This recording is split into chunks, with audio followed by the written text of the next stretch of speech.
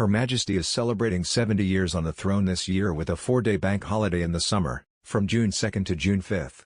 It is expected that Harry, his wife Meghan Markle and their 2 children may take this opportunity to reunite with the royal family, who the Duchess has not seen in 2 years. Lilibet has never been to the UK or met her father's side of the family, while Archie, too, has not seen them in person since he was a baby.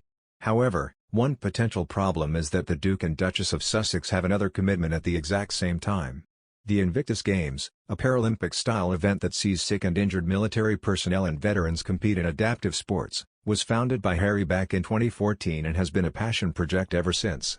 Unfortunately, the 2020 Games in The Hague have had to be postponed and rescheduled twice now due to the coronavirus pandemic. The date that is now on the cards is May 29 to June 5 this year. An exact crossover with Her Majesty's planned celebrations. Harry will likely be expected to be at both events and, like everyone else, is unable to be in 2 places at once. That said, the Netherlands and the UK are not too far away from each other. Given that Harry usually lives in the US, it may actually be relatively easy for him to flip between the 2 events compared to flying from his home in California. It could end up being a very busy few days for the Duke and his family if they try to juggle both. What some royal fans may find strange is that the new date for the Invictus Games was announced on July 27 last year. The Queen's Platinum Jubilee celebration plans were announced on June 2 last year. That means Harry would have known about the clash before Invictus Games dates were released, but did not ask for it to be changed.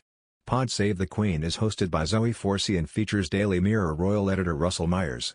Mr. Myers said he assumes Meghan and the children will accompany Harry to the Invictus Games and that the whole family will use the opportunity of being in Europe to visit the family.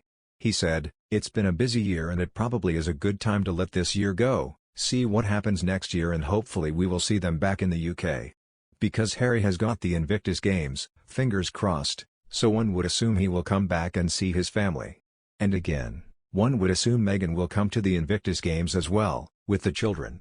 So, I think that's probably a fair bet to say that we may see them in the springtime next year, but who knows?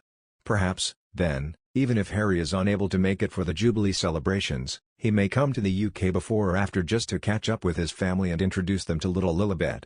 Another news, Meghan Markle and Prince Harry's tot Archie has begun nursery where he's learning emotional literacy and how to look after the environment.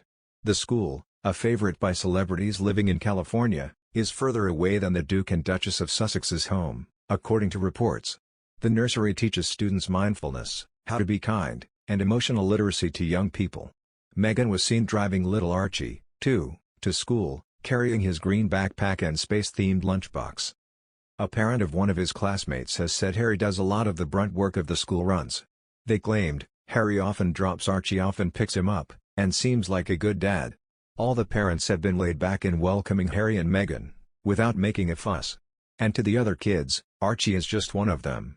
They don't know his parents are royalty, and probably wouldn't care, unless Meghan was a Disney princess. The school is a far cry from Minors Nursery School, where Harry and his brother Prince William attended when they were young. The site is just 5 minutes from Kensington Palace in London, and the royal siblings learned reading, writing, and numbers amid play at the school. However, Archie's nursery choice reflects Harry's emphasis on the environment and mental health, and Meghan's passion for compassion and caring. The nursery has small class sizes and puts great stress on the environment, and features gardens with fruit trees, butterflies, bees, and hummingbirds. Students are able to get close to nature by helping to grow and harvest vegetables. The learners also have the advantage of being taught Spanish, dance, music, theater, and coding.